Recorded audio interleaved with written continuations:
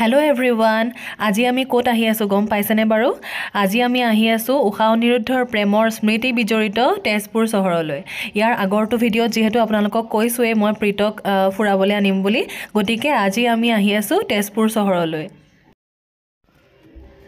প্ৰীতক লৈ যেহেতু খুজকাঢ়ি ঘূৰি ফুৰিবলৈ অলপ অসুবিধা হয়, সেইকাৰণে টমটম এখনত উঠি লৈছো। এতিয়া আৰামছে ধুনীয়াকৈ ফুৰিব পাৰিম আৰু। তেজপুৰখন হৈছে এখন ঐতিহাসিক চহৰ। ইয়াত চাবলগীয়া বহুতো ঠাই আছে, গতিকে আপোনালোকে যিসকলে অহা নাই আহিব পাৰে। আজি পিছে আমি সকলো ঠাইলৈকে নাযাওঁ, যিহেতু এতিয়া দিন ছুটি হয় আৰু ঘৰলৈ সোনকালে উভতিব লাগিব। গতিকে আজি আমি যাম অকল ক'ল পাৰ্কলৈ আৰু মহাভৈৰৱ মন্দিৰলৈ। আমি যিহেতু তেজপুৰলৈ প্ৰায় আহিয়ে থকা হয়, গতিকে বাকী যিবোৰ চাবলগীয়া ঠাই আছে সেইখিনিও প্ৰীতে অলৰেডি চাইছে। আজি মাত্ৰ উইণ্টাৰ ভেকেশ্যন বুলি অলপ ওলাই আহিছোঁ আৰু। প্ৰথমতে ডোচা এটা খাই পেটটো ভৰাই লৈছোঁ। প্ৰীতে অৱশ্যে নাখালে, সি অকণমান খাই এৰি দিলে। টেষ্টটো বোলে সি ভাল নাপালে। এতিয়া এয়া আমি আহি পাই গ'লোঁ ক'ল পাৰ্কলৈ। ক'ল পাৰ্কখনকে আচলতে চিত্ৰলেখা উদ্যান বুলি কোৱা হয়। এই উদ্যানখনৰ বিষয়ে মই ইয়াৰ পাছত আপোনালোকক জনাই আছোঁ। তেজপুৰলৈ অহাৰ প্ৰীতৰ প্ৰধান উদ্দেশ্যটোৱে হৈছে এই গেম জ'নটো। সি আচলতে এই গেম খেলাৰ উদ্দেশ্যটোৰেহে সি তেজপুৰলৈ আহিছে দেই। বেলেগ তাৰ একো ফুৰা কৰাৰ ধান্দা নাই হ'লে। আচলতে যেতিয়াই তাৰ উইণ্টাৰ ভেকেশ্যন আৰম্ভ হৈছে, তেতিয়াৰ পৰাই সি মোক কেইটামান প্লেচৰ কথা কৈ আছে। মোক কৈ দিছে যে এইকেইটাৰ ভিতৰত তুমি কোনোবা এটাত নিয়া। আৰু মই তেজপুৰলৈ এইটো কাৰণে আনিছোঁ, তেজপুৰখন যিহেতু আমাৰ ঘৰৰ পৰা ওচৰত হয়, আমাৰ ঘৰৰ পৰা তেজপুৰ টাউনলৈ প্ৰায় আধা ঘণ্টামান লাগে আৰু। গতিকে মোৰ তেজপুৰলৈ আনিবলৈ তাক অকণ সুবিধা হয়, সেইটো কাৰণে মই তেজপুৰখনকে চিলেক্ট কৰিলোঁ। আৰু বাকী সি গুৱাহাটী কিবা কিবি কৈছিলে, গতিকে আৰু গুৱাহাটী গ'লে যিহেতু এতিয়া থাকিব লাগিব আৰু মই থকাকৈ যাবলৈ মোৰ মন নাই।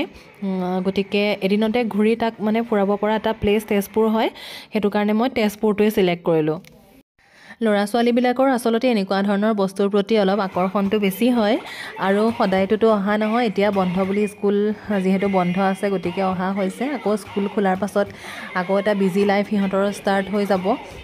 আৰু এনেকৈ সিহঁতৰ ভালপোৱা কামবোৰ অলপ কৰিবলৈ দিলে সিহঁতৰো মাইণ্ডটো অলপ ফ্ৰেছ হয়, নহ'লেতো সদায় পঢ়া শুনা এইবিলাকতে লাগি থাকিব লগা হয়।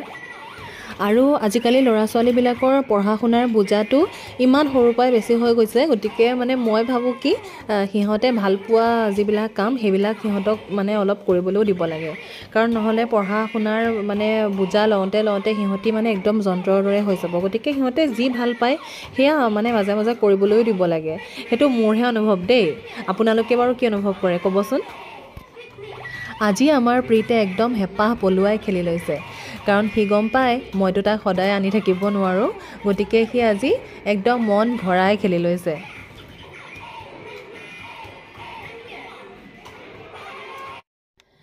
তেজপুৰৰ চিত্ৰলেখা উদ্যানে সদায়েই পৰ্যটকক আকৰ্ষিত কৰি আহিছে।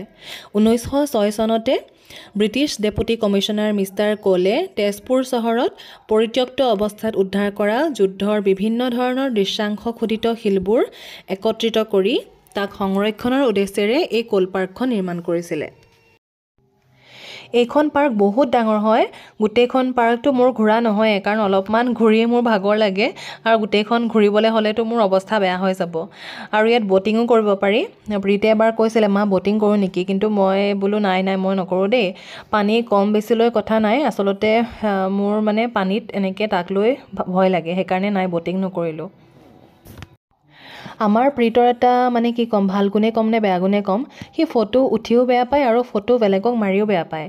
আজি যে আমি এয়া ফুৰিব আহিলোঁ, না সি মোক এটা ভাল ফটো মাৰি দিলে, না তাক মই এটা ভাল ফটো উঠাব পাৰিলোঁ। তাৰ ফটো উঠিবলৈও ধৈৰ্য নাই আৰু মোক এটা ফটো ভালকৈ মাৰি দিবলৈও তাৰ ধৈৰ্য নাই। বিৰাটেই খং উঠি যায় মোৰ এনেকুৱা কথা কিছুমানত। তেজপুৰৰ এই চিত্ৰলেখা উদ্যানৰ পৰা আৰু অকণমান দূৰ গ'লে আপোনালোকে পাব অগ্নিগড়। আজি আমি অগ্নিগড় যোৱা নাই, কিন্তু আপোনালোকে যিসকলে যোৱা নাই তেওঁলোকে যাব পাৰিব, যিহেতু বহুত বেছি দূৰত্ব নহয় ইয়াৰ পৰা। তেজপুৰ চহৰৰ ব্ৰহ্মপুত্ৰৰ পাৰত অৱস্থিত এই ঐতিহাসিক অগ্নিগড়। এই অগ্নিগড় তেজপুৰৰ বাণৰজাই নিৰ্মাণ কৰিছিলে। আৰু এটা কথা বাৰু কি জানেনে, তেজপুৰ চহৰখন ক্লিনেষ্ট চিটি বুলিও জনা যায়। সঁচাকৈ কিন্তু অন্য চহৰবিলাকৰ তুলনাত কিন্তু তেজপুৰ চহৰখন বহুত চাফা। প্ৰীতে খেলা ধূলা কৰাত ইমানেই ব্যস্ত হৈ গৈছে যে তাক কৈ আছোঁ ব'লা আৰু যাওঁ, কিন্তু নাই, সি যাবলৈ মনেই নকৰে। অলপমান ৰ'বা এনেকৈ কৈ সি আকৌ খেলাত লাগি গৈছে। আমাৰ ঘৰৰ ওচৰত আচলতে এনেকুৱা ধৰণৰ পাৰ্ক নাই, গতিকে এনেকুৱা ধৰণৰ এখন পাৰ্কৰ অভাৱ অনুভৱ কৰোঁ আমাৰ কলিয়াবৰত। বিচাৰোঁ যাতে এনেকুৱা এখন পাৰ্ক আমাৰ কলিয়াবৰত হওক, তেতিয়া সকলো ল'ৰা ছোৱালীৰে সুবিধা হ'ব, নহয়নে? এতিয়া দূৰৈত যাব নালাগে আৰু ঘৰৰ ওচৰতে খেলা ধূলা কৰিবলৈ যদি এটুকুৰা ঠাই হয় ভালেই হ'ব যিসকলৰ ল'ৰা ছোৱালী আছে। ইয়াৰ আগৰবাৰ যেতিয়া আমি এইখন পাৰ্কত আহিছিলোঁ তেতিয়া গৰম দিন আছিলে আৰু দুপৰীয়া সময়ত আহিছিলোঁ, গতিকে ভাবকচোন আমাৰ অৱস্থাটো গৰমত একদম ঘামি জামি অৱস্থা নাইকিয়া হৈছিলে। আৰু আজি যিহেতু এতিয়া ঠাণ্ডা দিন হৈ আছে, গতিকে আজি ভালেই লাগিছে, আমনি লগা নাই আৰু বহি আৰাম লাগিছে। আৰু এটা কথা বাৰু মন কৰিছেনে, আজিতো ডিচেম্বৰ 27 হ'ল, কিন্তু আগৰ দৰে ঠাণ্ডা পৰিছে জানো? আগতেতো আমি দিনতো চুৱেটাৰ পিন্ধিব লাগে, কিন্তু নাই, এতিয়াতো চুৱেটাৰ পিন্ধিব লগা হোৱাই নাই। আৰু এয়া আমাৰ প্ৰীতে পাৰ্কৰ পৰা ওলাই পানীপুৰি দেখিলে, আৰু পানীপুৰি দেখিলে সি ৰখিব নোৱাৰে, গতিকে পানীপুৰি খোৱাত লাগি গ'ল। ইমান ভাল পায় পানীপুৰি নহয়, পানীপুৰি বুলিলে একদম পাগল হৈ যায়।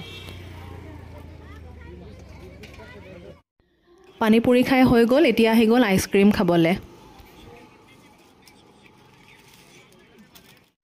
এতিয়া আমি আহিলোঁ এয়া মহাভৈৰৱ মন্দিৰলৈ। তেজপুৰ চহৰৰ উত্তৰ দিশত এটা সৰু টিলাৰ ওপৰত মহাভৈৰৱ মন্দিৰ অৱস্থিত। এই মন্দিৰত হিন্দুসকলৰ আৰাধ্য দেৱতা শিৱক নিতৌ পূজা অৰ্চনা কৰা হয়। কথিত আছে যে দ্বাপৰ যুগত শিৱভক্ত বানাসুৰে এই মন্দিৰ নিৰ্মাণ কৰিছিল আৰু বান ৰজাৰ জীয়ৰী উষাই ইয়াতে পূজা অৰ্চনা কৰিছিল। মূল মন্দিৰৰ ভিতৰত এটা বৃহৎ শিৱলিংগ আছে। মহাভৈৰৱ মন্দিৰৰ এই শিৱলিংগ এছিয়া মহাদেশৰ বৃহৎ শিৱলিংগসমূহৰ ভিতৰতে লেখত ল'বলগীয়া। মন্দিৰলৈ অহা এজন লোকে প্ৰীতক ফটো মাৰি দিবলৈ কৈছিলে, সেইকাৰণে প্ৰীতে এয়া ফটো মাৰি দিছে তেখেতক। আজিৰ ভিডিঅ'টোত মই চিত্ৰলেখা উদ্যান মানে কোল পাৰ্ক আৰু মহাভৈৰৱ মন্দিৰ দেখুৱালোঁ। যদিও তেজপুৰ চহৰখনত চাবলগীয়া ঠাই বহুতো আছে, কিন্তু যিহেতু সময়ৰ অভাৱ, গতিকে মই বেলেগ ঠাইসমূহলৈ যোৱা নহ'ল। আকৌ যেতিয়া মই আহিম তেতিয়া মই বেলেগ ঠাইসমূহো আপোনালোকক দেখুৱাম। শেষত এটা কথাই ক'ম, যিসকল লোক তেজপুৰলৈ অহা নাই তেওঁলোক আহক, ইমান এটা ধুনীয়া ঠাই, গতিকে আপোনালোকেও চাই যাওকহি। ঠিক আছে তেন্তে আজিৰ ভিডিঅ'টো মই ইমানতে সমাপ্ত কৰি দিছোঁ। আৰু মোৰ ভিডিঅ'টো চাই যদি ভাল পাইছে আপোনালোকে তেন্তে লাইক, কমেণ্ট আৰু শ্বেয়াৰ কৰিব।